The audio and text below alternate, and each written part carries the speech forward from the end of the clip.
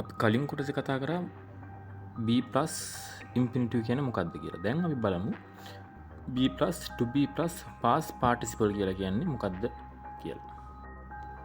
මේකත් කලින් වගේමයි b කියන්නේ am is are වලට. අපි භාවිතා කරන subject එක අනුව අපි තෝරගන්න ඕනි am is are කියන ආකාර තුනෙන් එකක්. ඊට පස්සේ past participle කියලා කියන්නේ අපි දන්නවා ක්‍රියාපදයක ආකාර තුනක් තියෙනවා. ඒ ආකාර තුනෙන් තුන්වන ආකාරය. ඒකට අපි කියනවා past participle කියලා. මේ වාක්‍ය රටාවෙත් අපි භාවිතා කරන්නේ මේ ක්‍රියාපදයේ තුන්වෙනි ආකාරය. එහෙමනම් past participle එක. දැන් අපි බලමු අපේ මේ ටයිම්ලයින් එක දිහා. මෙතනදී අපි දැන් ඉන්නේ මේ වර්තමාන කියන අවස්ථාවේ. ඒ කියන්නේ present කියන අවස්ථාවේ. මේ වාක්‍ය රටාවෙදිත් අපි අනාගතයේ සැලැස්මක් ගැන තමයි කියන්නේ. ඒ කියන්නේ future plan එකක් ගැන. තමයි අපි වාක්‍යයක් ඉදිරිපත් කරන්න යන්නේ. මේ වාක්‍ය රටාවත් කලින් වගේමයි subject එකට එකතු වෙන්න ඕනි be verb එක. ඒ කියන්නේ am is are කියන තුනෙන් එකක්. ඊට පස්සේ going to be කියන කොටස එකතු වෙන්න ඕනේ. ඊට පස්සේ තමයි ක්‍රියාපදයේ තුන්වන ආකාරය. ඒ කියන්නේ past participle එක එකතු වෙන්න ඕනේ. අපි කලින් කොටසේ කතා කරා going to කියන වාක්‍ය රටාව. මේ going to be කියන වාක්‍ය රටාව මේ going to කියන වාක්‍ය රටාවේ passive voice form එක. අපි දැන් බලමු මොකද්ද මේ passive voice වාක්‍ය රටාව කියලා කියන්නේ. උදාහරණයක් විදිහට මම පොතක් ලියන්න යන්නේ කියන වාක්‍යයේ subject එක වෙන්නේ මම. ඒ කියන්නේ මම තමයි මේ ක්‍රියාව කරන්නේ. ලියනවා කියන ක්‍රියාව කරන්න යන්නේ මම. මට ඕනි මේකේ මේ මම කියන subject එක අයින් කරන්න. එතකොට මට පුළුවන් මේක ලියන්න මම කියන කොටස අයින් කරලා පොතක් ලියන්න යන්නේ. එතකොට මේ දෙවෙනි වාක්‍යයේ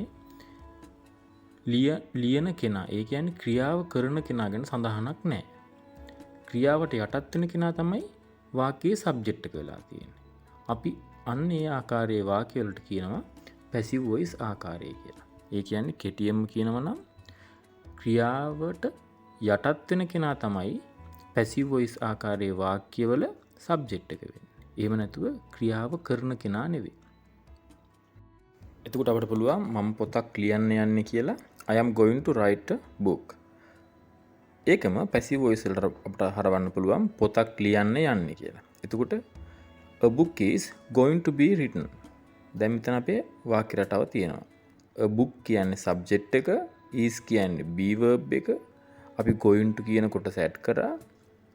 going to be කියන කොටස add කරා. ඊට පස්සේ written. write කියන ක්‍රියාපදයේ verb number 3 එක, ඒ කියන්නේ past participle එක වෙන්නේ written කියන එක. අපිට පුළුවන් එහෙම දාලා මේ වාක්‍ය a book is going to be written කියලා ලියන්න. by me කියන්නත් පුළුවන්.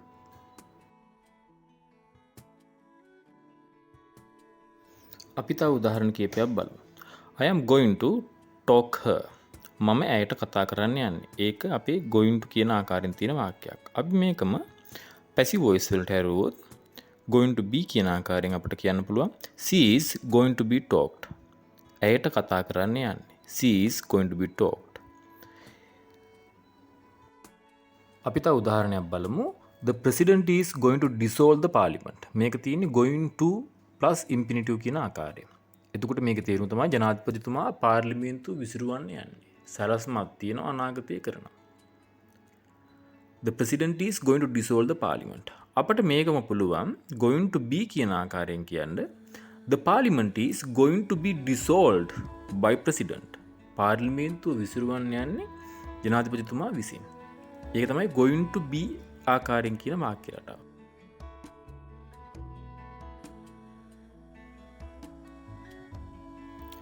අපිට පුළුවන් ඔෆිෂියල් අවස්ථාවකදී එහෙම නැත්නම් ෆෝමල් අවස්ථාවකදී මේ වාක්‍ය රටාවේ going කියන කොටස අයින් කරන්න. The parliament is to be dissolved by the president. ඒ කියන්නේ going කියන කොටස අත්හැරලා අපිට පුළුවන් මේක ලියන්නත් පුළුවන්, කතා කරන්නත් පුළුවන් ඔෆිෂියල් අවස්ථාවකදී.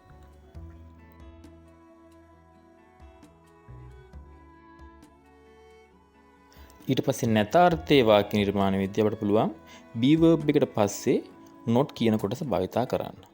මේකෙත් අවස්ථා දෙකක් මම ගන්නවා මෙතනදී ඔෆිෂියල් සහ non official අවස්ථාව.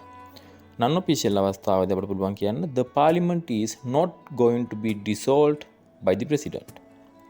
formal අවස්ථාවේදී The parliament is not to be dissolved by the president.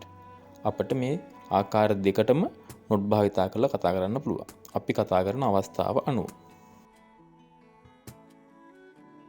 මේ තියෙන්නේ නිවුස් පේපර් එක පළවෙච්ච ආටිකල් එකක්. Parliament to be dissolved tonight. මෙතනදිත් මේ වාක්‍ය රටාව අපි මේ ඉගෙන ගත්තේ පාඩමේ තිබ්බේ වාක්‍ය රටාවමයි. going to be කියන රටාවමයි. මෙතනදී is කියන කොටසත් අයින් කරලා තියෙනවා. going කියන කොටසත් අයින් කරලා තියෙනවා. අපි දන්නවා going කියන කොටස අපිට අයින් කරන්න පුළුවන් ඔෆිෂියල් අවස්ථාවකදී. නමුත් මෙතනදී is කියන කොටසත් අයින් කරලා තියෙනවා. ඒ ආකාරයත් වැරදි නැහැ. මොකද ගොඩක් හෙඩ්ලයින්ස් එහෙම අපි ලියන්නේ මේ විදියට. ෂෝට් ෆෝමැට් එකකින්. ඒ කියන්නේ අපි ෂෝට් කරද්දි වාක්‍යයක් අපිට පුළුවන් මේකේ be verb එකත් අයින් කරලා going කියන කොටසත් අයින් කරන්න. ඒක වැරදිත් නැහැ.